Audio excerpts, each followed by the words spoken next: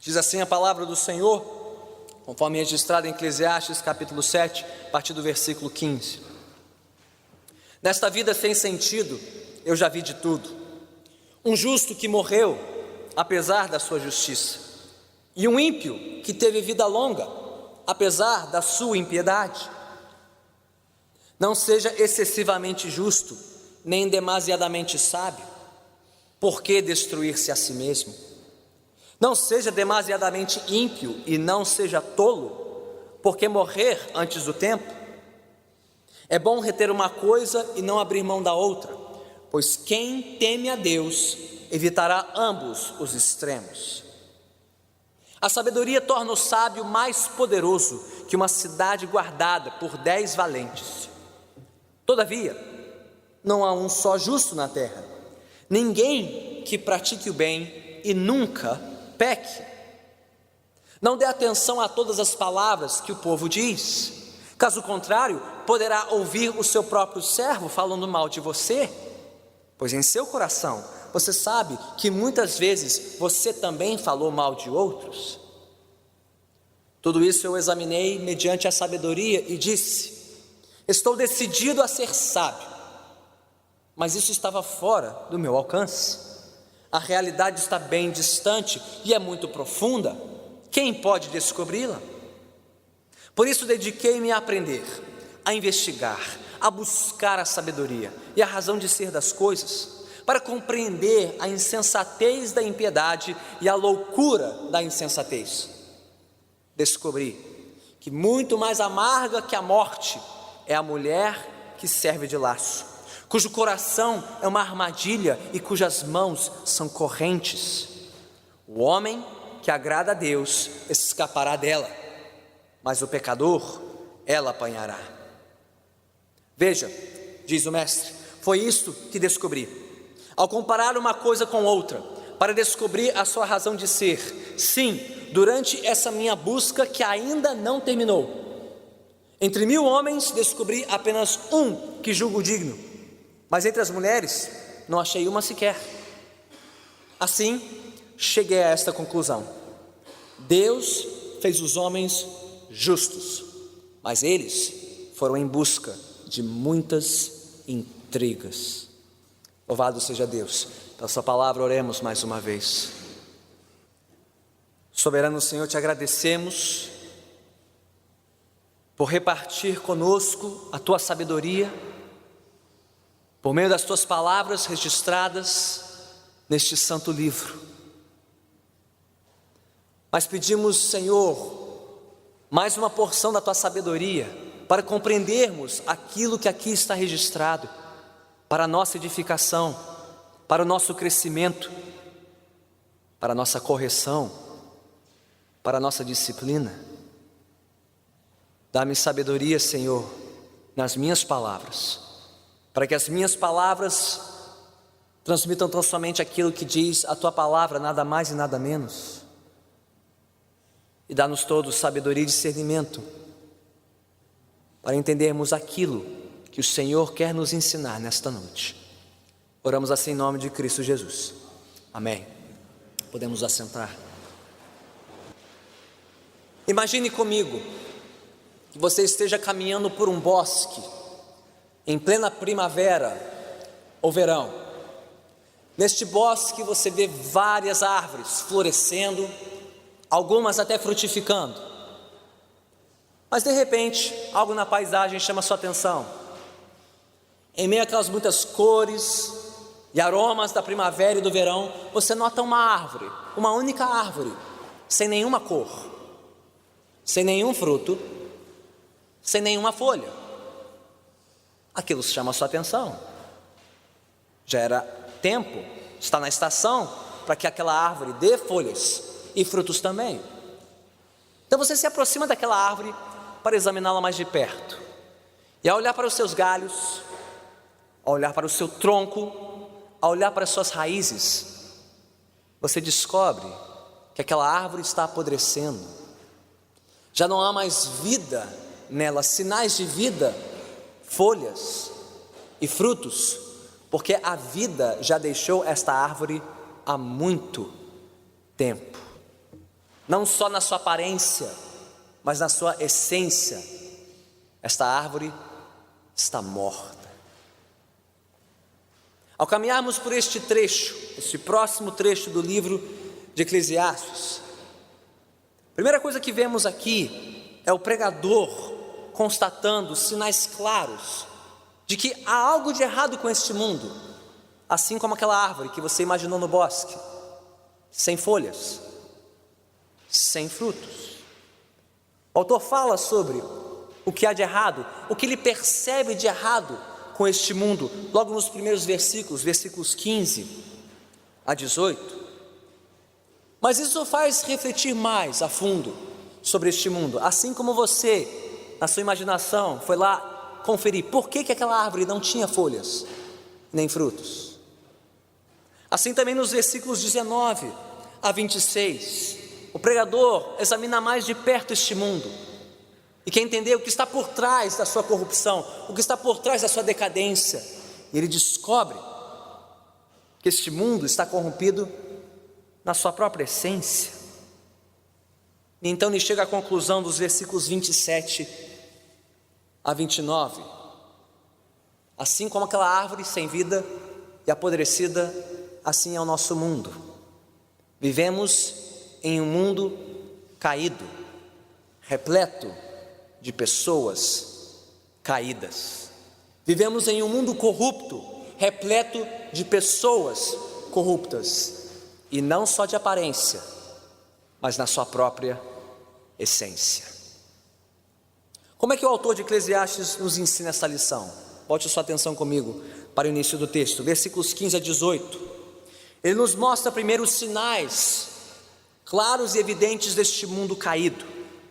De novo no versículo 15, ouvimos a voz do pregador, em primeira mão: nesta vida sem sentido eu já vi de tudo. E o que ele destaca para a nossa atenção desta vez? Uma situação por demais sem sentido, por demais injusta. O que ele diz? Ele viu um justo que morreu apesar da sua justiça, e um ímpio que teve vida longa apesar da sua impiedade. Ora, por que isso causou estranheza para o pregador de Eclesiastes? Bem, porque a própria Bíblia nos traz algumas promessas, nos ensina alguns princípios, gera uma expectativa geral de que já nesta vida, sim, veremos os justos prosperando e os ímpios, os injustos, sendo castigados. Talvez você se lembre do Salmo 1, que compara o justo a uma árvore, sempre frutífera, sempre florescendo, prosperando em tudo, e os ímpios, a palha seca que o vento leva. Essa é uma expectativa genuína gerada pela palavra de Deus, de vermos os justos prosperando e os ímpios sendo castigados. Mas nem sempre é assim. O que é geralmente verdadeiro, nem sempre se concretiza em cada caso específico. Neste mundo caído, neste mundo corrompido, ainda é possível, sim, ver pessoas justas sofrendo e pessoas injustas prosperando. E é isso que tanto chamou a atenção do pregador de Eclesiastes, e deve chamar a nossa atenção ainda hoje, em países onde a igreja é perseguida, onde ouvimos falar de pessoas justas, fiéis ao Senhor Jesus, morrendo cedo, partindo cedo desta vida, nas mãos de ministros, de governantes, de políticos malignos, diabólicos, de ditadores perversos, que vivem longa vida, longos anos. Isso não é estranho? Não parece por demais injusto? Mas mesmo aqui no Brasil e em outros países livres, nós ainda ouvimos falar de pessoas fiéis a Deus, obedientes à palavra, santas e irrepreensíveis, mas que partem cedo desta vida, partem desta vida sem conforto e sem consolo. Enquanto nas manchetes dos jornais ouvimos dos ministros de Estado, dos políticos que vivem uma vida abastada, intocáveis, vivendo muito mais às vezes do que aqueles que pagam o preço por serem fiéis a Deus. Mediante desse cenário confuso, que o pregador de Eclesiastes nos traz dois alertas. Estão aí nos versículos 16 a 18. Nesse cenário de um mundo caído, onde os justos podem sofrer cedo, uma morte precoce, e onde os ímpios podem prosperar até terem uma vida longa, ele nos traz um alerta duplo. E eu não sei se você achou estranho o que está escrito aqui nos versículos 16 a 17. Você estranhou? Numa primeira leitura? Pastor, o que é isso? Não seja excessivamente justo, nem demasiadamente sábio, porque destrui-se a si mesmo. E não seja demasiadamente ímpio, e não seja tolo, porque morrer antes do tempo. Parece que o autor de Eclesiastes está falando aqui como um cínico, né? Achando meio termo, olha, na dúvida, não seja certinho demais, não seja justo demais, porque isso vai criar problema no seu trabalho, na sua família, no seu condomínio. Não seja muito certinho, mas também não vai chutar o pau da barraca, também não vai viver, né, qualquer vida, né? Não seja um santarrão, mas também nem um malandrão, algo assim no meio, nem muito justo e nem muito injusto, por via das dúvidas. E essa é a sabedoria do mundo, não é? É assim que o mundo pensa. Será que é isso que o pregador está dizendo aqui? Não exatamente. Olhe de novo para o texto, porque ele está denunciando aqui dois extremos. Ele usa essa palavra no versículo 18. Devemos evitar ambos os extremos. Quais são esses extremos? Comecemos pelo extremo do versículo 17. Ele está nos dizendo, por um lado, que devemos evitar a vida entregue à tolice da impiedade, uma vida entregue a uma vida mundana, que não considera a palavra de Deus, ou o temor de Deus, ou o juízo de Deus. É verdade, a Bíblia diz que todos nós somos pecadores, que todos nós tropeçamos de alguma forma, alguma vez, mas há uma diferença entre sujar-se com o pecado e lambuzar-se no pecado. Existe uma diferença entre caminhar por uma rua enlameada num dia de chuva e ficar rolando na sujeira da rua. Sim, é possível, é provável, é o que acontece até mesmo com o homem mais santo deste mundo. Pecamos, mas isso não é a mesma coisa que entregar-se a uma vida de pecado. Diz Eclesiastes, cuidado para não ser levado pelas aparências dos ímpios, dos que prosperam apesar da sua injustiça, e pensar que você pode viver como eles e sair ileso. Cuidado com isso. Mas qual é o outro extremo então do versículo 16? Por outro lado, Eclesiastes está dizendo que devemos evitar não a vida dedicada à obediência, dedicada à justiça, mas a vida confiante na nossa própria justiça, na nossa própria sabedoria, como se isso fosse uma garantia de uma vida fácil, tranquila, livre de provações e dificuldades. Ou seja, existe uma diferença entre viver obediente a Deus, de forma justa e sábia, reconhecendo quem Deus é, e viver de maneira justa e sábia, na expectativa de que Deus nos reconhecerá e nos deve uma vida mansa, longa e tranquila. É isso que Eclesiastes está denunciando: a justiça excessiva, a sabedoria excessiva daqueles que confiam na sua própria justiça. Não, eu não vivo como os outros, eu não faço o que os outros fazem, então Deus me deve uma vida melhor, me deve uma vida longa. Nem uma coisa nem outra. Não seja nem excessivamente ímpio e tolo, e nem excessivamente justo e sábio, ou seja, justo e sábio aos seus próprios olhos. Em outras palavras, Eclesiastes aqui está denunciando os extremos da autoconfiança humana em um mundo caído. Seja a confiança excessiva na impiedade humana, os que pensam e dizem: quem é Deus para me julgar, se tem gente que faz pior? Quem é Deus para encurtar minha vida? Se tem muita gente pior do que eu no trabalho, na repartição, na vizinhança, em Brasília. Mas também o excesso de confiança na nossa própria piedade, que pensa e diz: quem é Deus para permitir que eu sofra? Se eu ajo diferente dos outros, se eu não faço o que os outros fazem. Entenderam os extremos? De confiar demais em si mesmo, seja na impiedade ou na piedade, seja na imoralidade ou na nossa moralidade. O que pode nos livrar desses dois extremos? O versículo 18 diz: é bom reter uma coisa e não abrir mão da outra, pois quem teme a Deus evitará ambos os extremos. Seja o extremo da impiedade, afinal de contas nós devemos a nossa obediência a Deus, quer os outros obedeçam ou não, quer os outros temam a Deus ou não, nós devemos temê-lo, e ponto final, porque Ele é Deus, e nós somos dele, criaturas dele. Mas também devemos evitar o excesso da piedade, afinal, nós é que devemos a vida a Deus, Deus nos deve nada, nada. Então eu pergunto: qual destes dois extremos mais te tenta? Você é tentado mais por qual desses dois extremos? O extremo da impiedade? Quer saber? Deus não vai se importar, Deus não vai ligar para essa desobediência aqui, afinal tem gente muito pior do que eu, que faz muito pior do que eu, Deus não vai reparar isso aqui. Ou é o extremo oposto?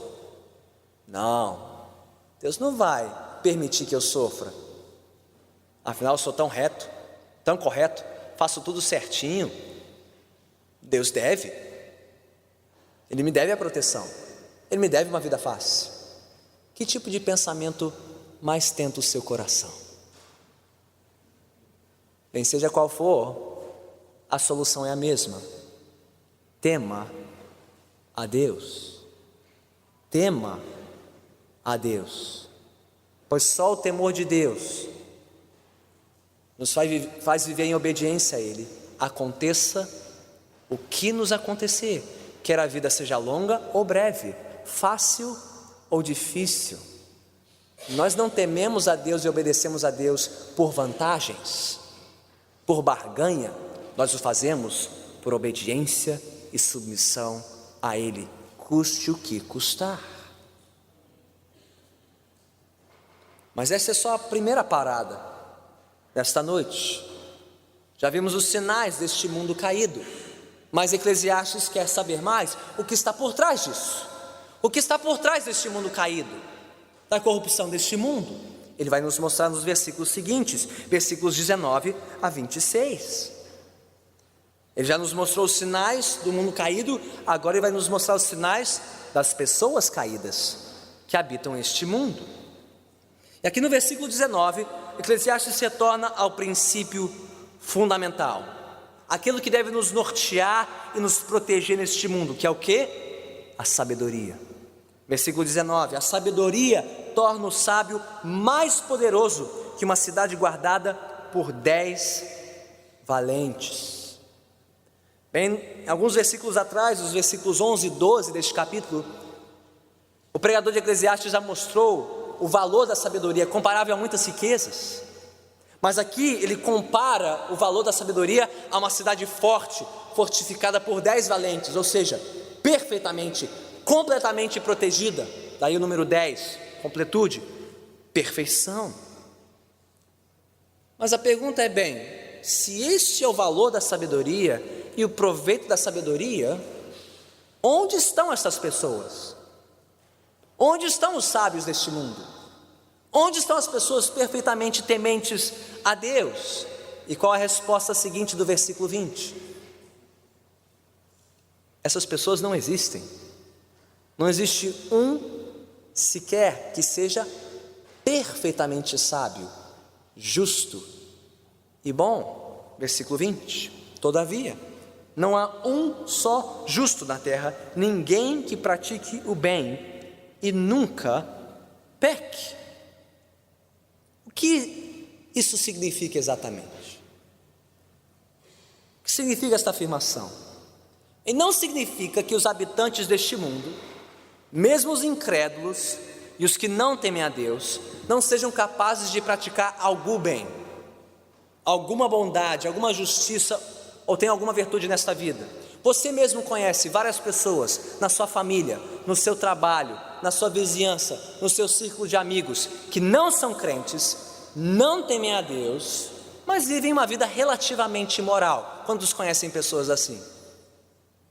Talvez as pessoas até se comportem melhor do que os crentes na sua família e na sua vizinhança, para o nosso espanto e horror. Não, a Bíblia não diz, não afirma que aqueles que não conhecem a Deus e não temam a Deus não sejam capazes de algum bem, de alguma virtude neste mundo. Mas o que a Bíblia diz, tanto aqui em Eclesiastes 7:20, como em vários outros lugares, é que apesar de não sermos tão ruins quanto poderíamos ser, ninguém é tão bom quanto deveria ser. De novo, não somos tão ruins quanto poderíamos ser, mas ninguém é tão bom quanto deveria ser, quer na igreja ou fora dela.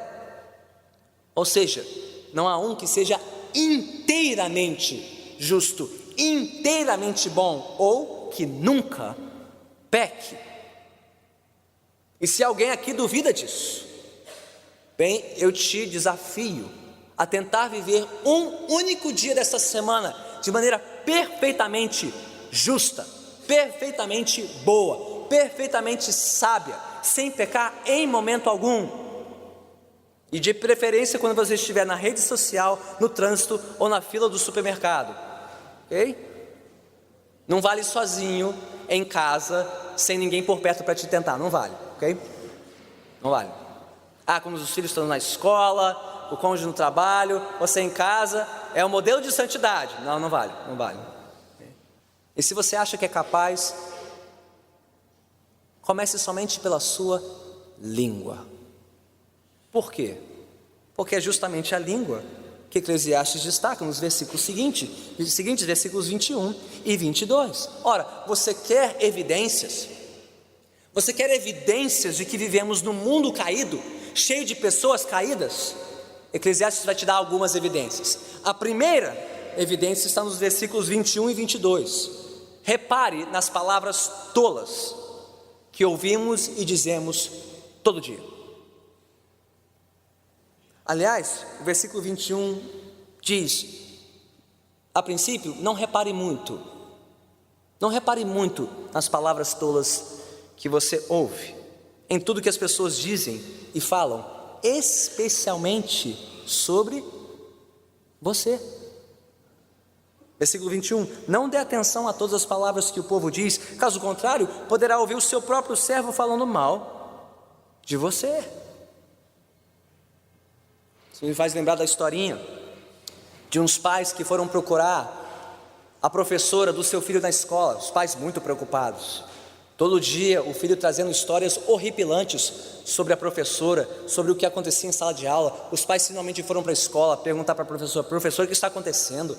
Nosso filho conta histórias terríveis, escabrosas sobre a senhora, sobre o que você está fazendo, torturando as crianças e os amiguinhos, prendendo em vez de mandar para o recreio. E sabe qual foi a resposta da professora?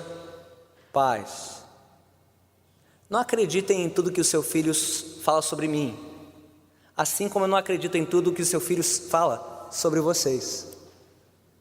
Então repare nas palavras tolas, mas não repare muito nas palavras tolas das pessoas que estão ao seu redor, especialmente quando falam sobre você, sobre as suas faltas, sobre as suas falhas. O que Eclesiastes está dizendo aqui, em outras palavras, é que temos que aprender a ter um filtro nos nossos ouvidos, a filtrar tudo que chega à nossa atenção, especialmente aquilo que diz respeito a nós, quer venha de alguém da sua família, do seu trabalho, ou até mesmo na própria igreja.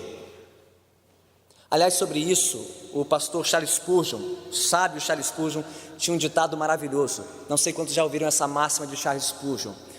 E falou isso para pastores, mas a lição vale para todos os cristãos. Se todo ministro deve ser cego de um olho e surdo de um ouvido. Que conselho maravilhoso, né? Cego de um olho e surdo de um ouvido.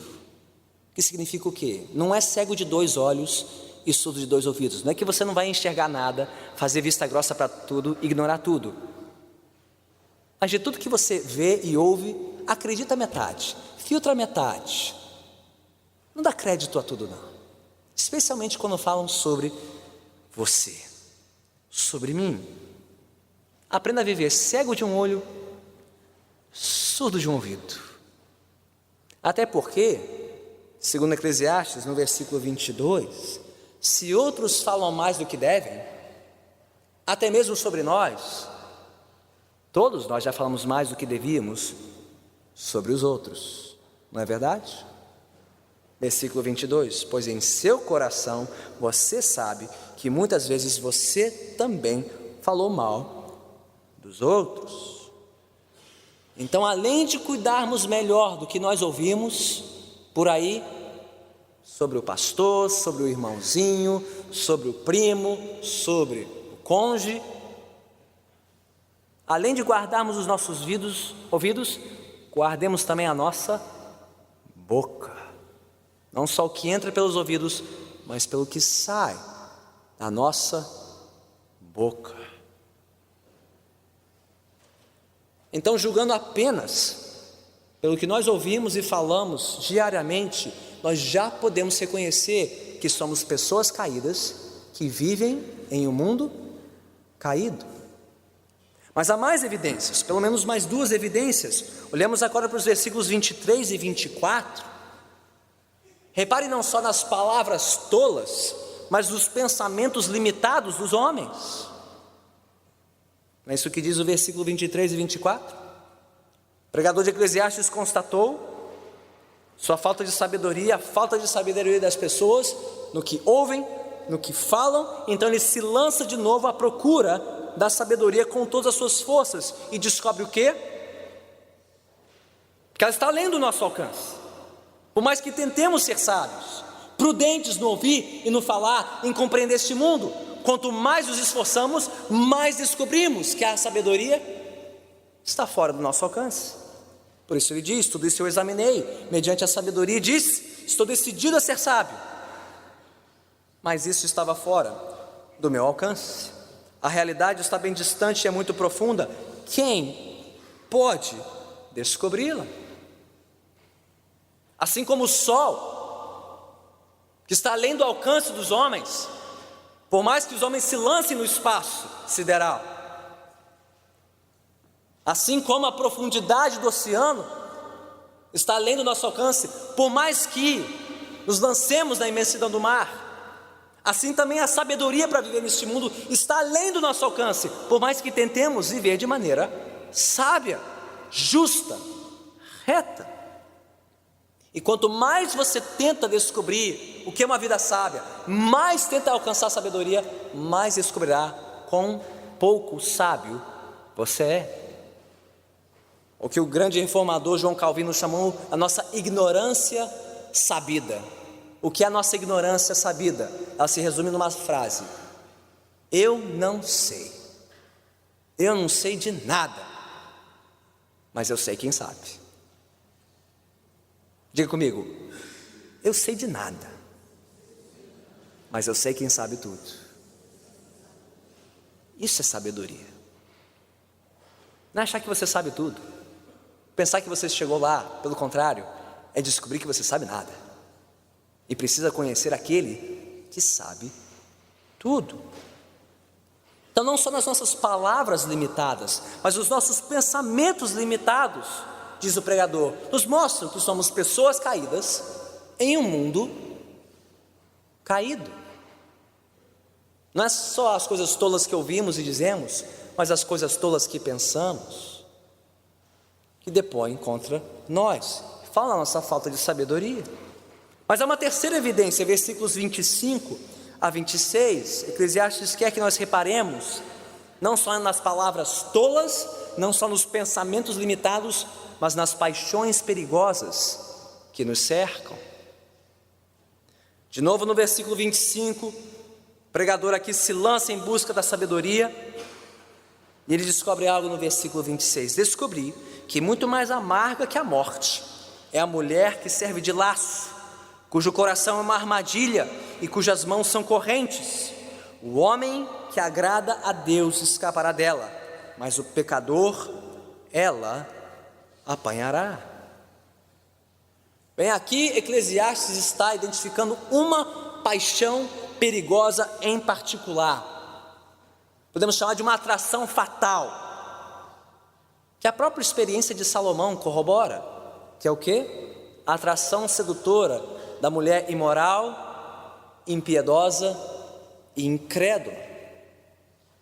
Lembre-se da história de Salomão, lembre-se de como ele se corrompeu, o homem mais sábio de todos, de toda a história de Israel, dentre todos os reis do mundo antigo. Como é que ele se corrompeu?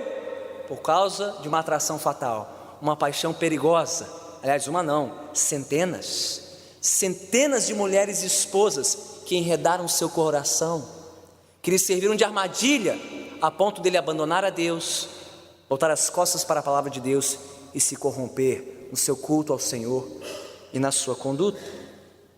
Então não é à toa que Salomão nos adverte contra a mulher imoral, contra esta paixão perigosa. No seu livro de Provérbios, inclusive, ele chega a comparar a insensatez a uma mulher sedutora e enganosa que quer nos destruir, que quer nos roubar tudo que temos de precioso. E novamente aqui nós vemos o alerta, não? Para que o homem piedoso fuja da armadilha dessa mulher, fuja antes que seja tarde demais. Irmãos e irmãs, neste mundo caído, de pessoas caídas e de paixões perigosas, Eclesiastes está nos dizendo que se nós temos um pingo de sabedoria, nós viveremos mais alertas quanto às atrações fatais que nos cercam e que podem roubar e destruir tudo que temos de mais precioso. Jovens, seja a atração fatal de um relacionamento íntimo com alguém que tem um rostinho bonito, uma fala mansa e aveludada, mas cujo coração não teme a Deus. Cuidado, jovens, não se deixe levar pelas palavras tolas e sedutoras e pelas paixões perigosas deste mundo.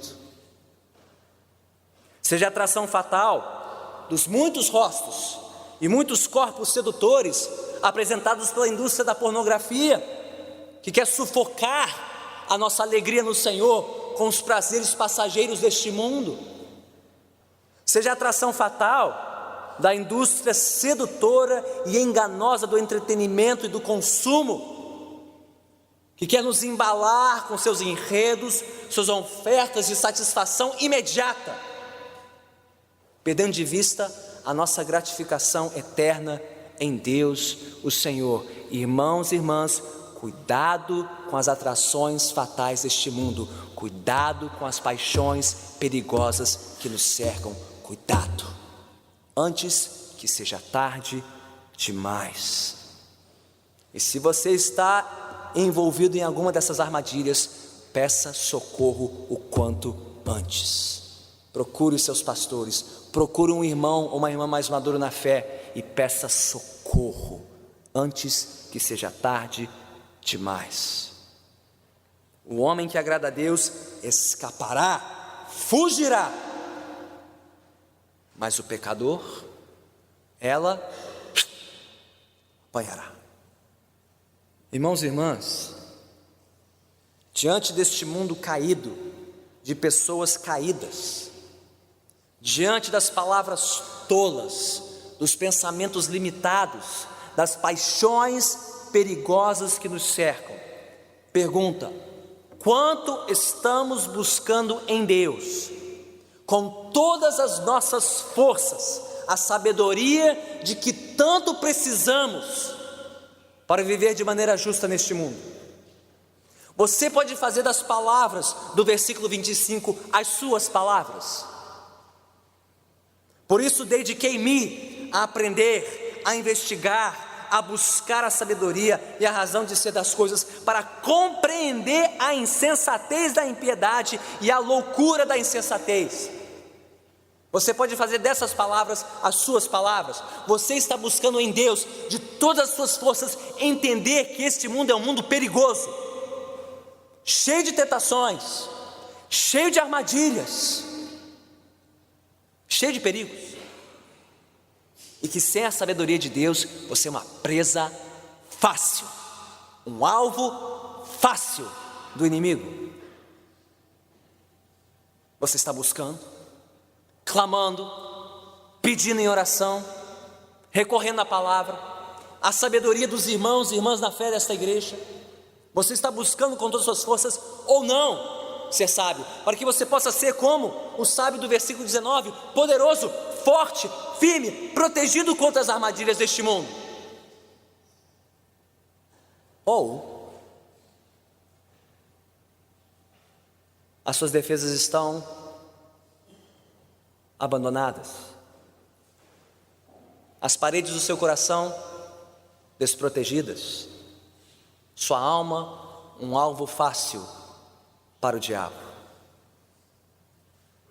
Irmãos e irmãs, se nós não estivermos intencionalmente, intensamente buscando a sabedoria de Deus para viver neste mundo mal, você é a próxima vítima.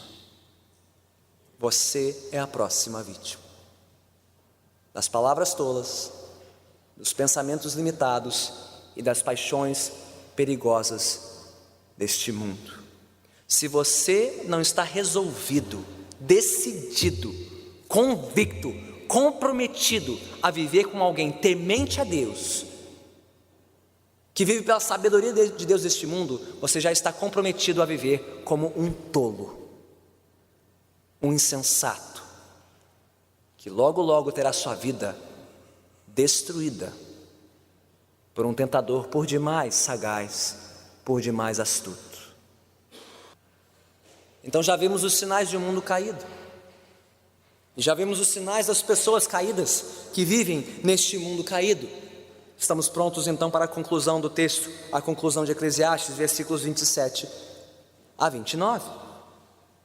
Ele já examinou as evidências deste mundo e dos que nele vivem. Ele repete isso no versículo 27. Veja, diz o mestre, foi isso que descobri ao comparar uma coisa com outra, para descobrir a sua razão de ser, sim, durante essa minha busca que ainda não terminou. E o que ele conclui no versículo 29? Qual é a conclusão de tudo? Assim cheguei a essa conclusão: Deus fez os homens justos, mas eles foram em busca de muitas intrigas.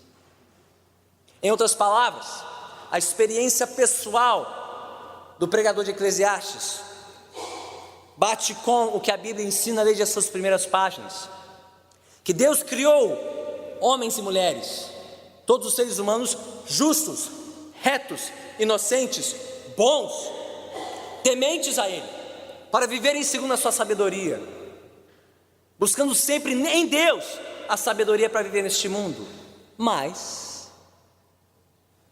nos tornamos sábios aos nossos próprios olhos, confiamos na nossa própria sabedoria, viramos as costas para Deus, nos rebelamos e nos tornamos uma raça tola, uma raça insensata, uma raça que vive em busca de intrigas, palavras tolas, pensamentos tolos, paixões tolas.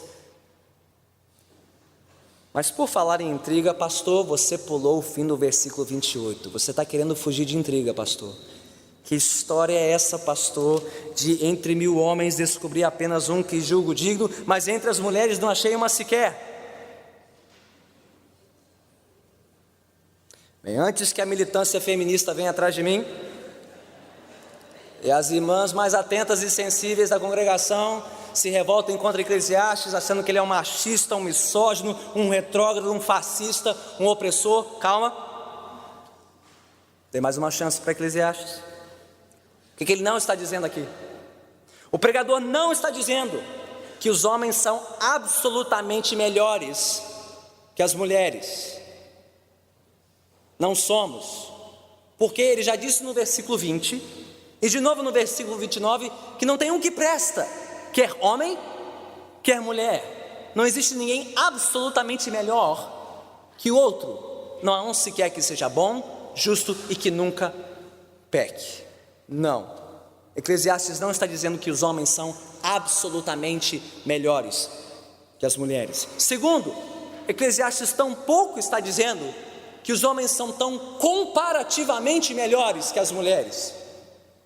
Porque se você for bom de matemática, faça as contas, se ele está fazendo uma comparação de valor, então literalmente os homens só são 0,1% melhor que as mulheres, porque entre 1000 homens só achou um, e entre as mulheres nenhuma. Então a comparação não nos favorece muito não. Comparativamente, somos todos tolos, insensatos e reprovados, quer homens ou mulheres. Mas por sinal, isso pode refletir também a experiência pessoal de Salomão, que ao olhar para o seu harém, ao olhar para a sua coleção de mulheres e esposas, não achou uma que prestasse. O que diz o que sobre Salomão?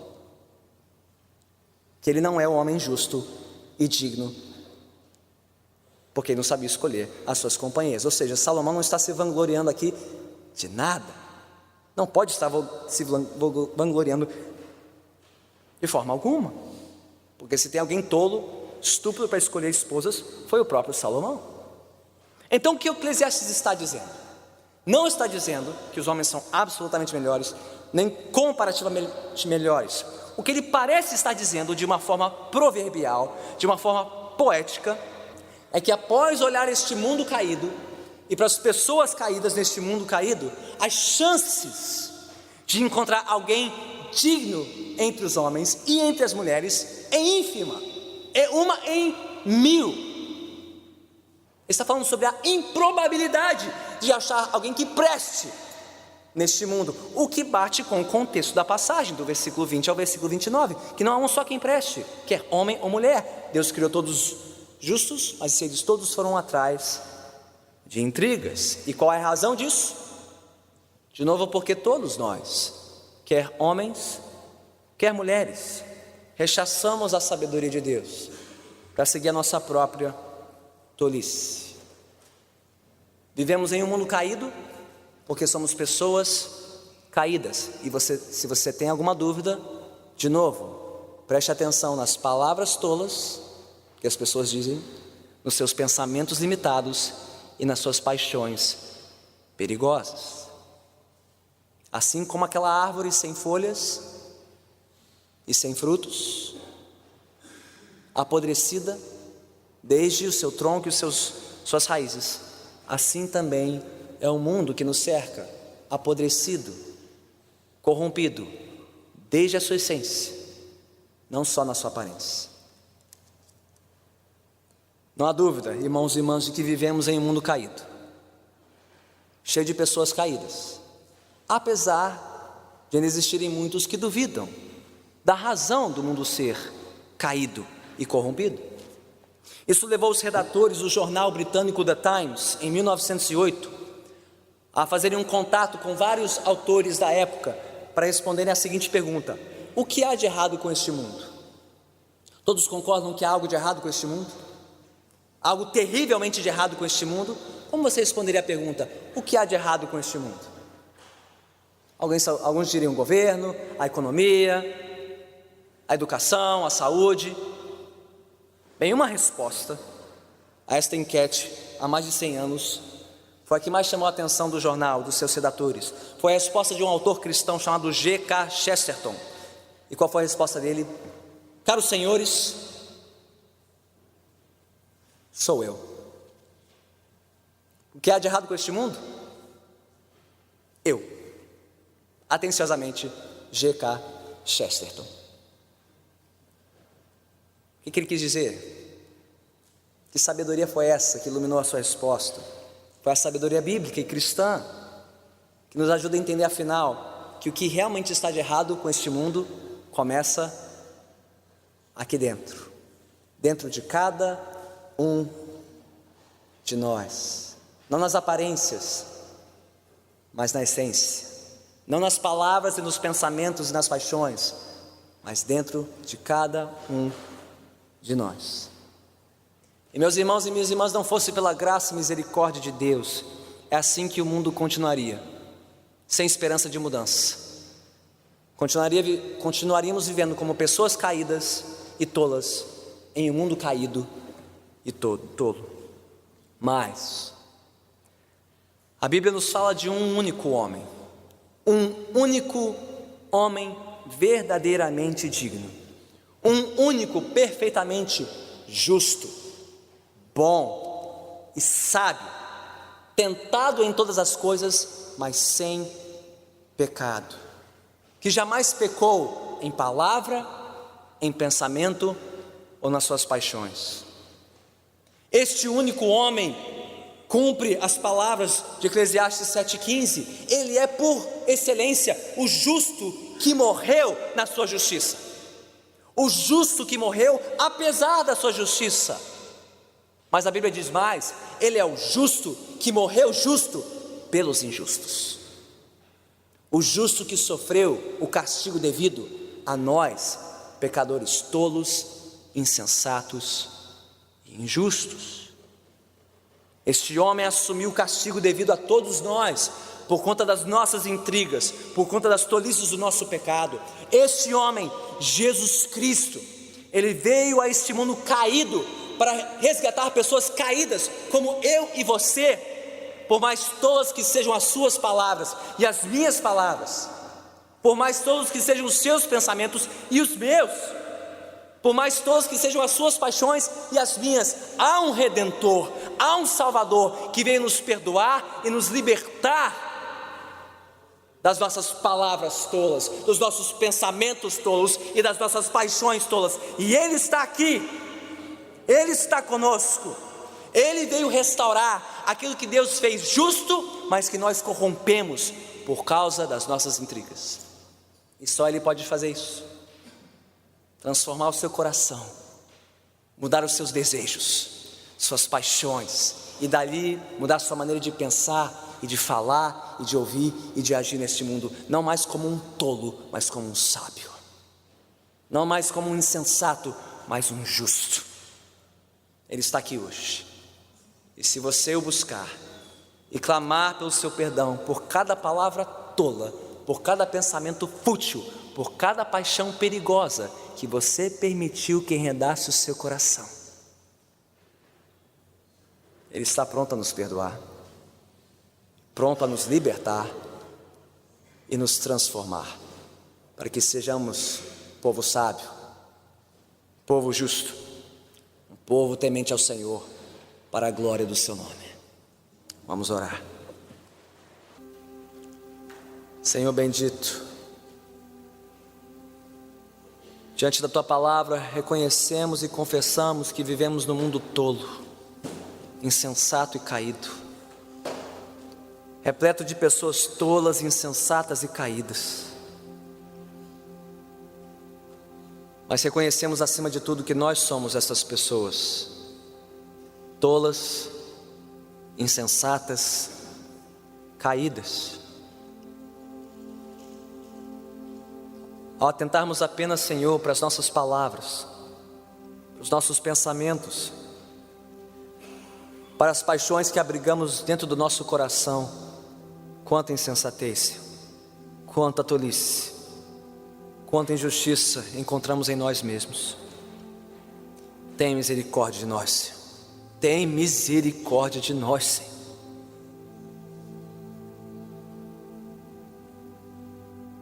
Pelo Teu Santo Filho Jesus Cristo, o único perfeitamente sábio, justo e bom, que andou por esta terra, por meio do Seu sacrifício no Calvário, pelo poder da Sua morte e da Sua ressurreição, vem nos convencer da nossa tolice, da nossa falta de temor, Senhor, naquilo que ouvimos e falamos, naquilo que pensamos e desejamos. Tem misericórdia de mim, Senhor, um pecador.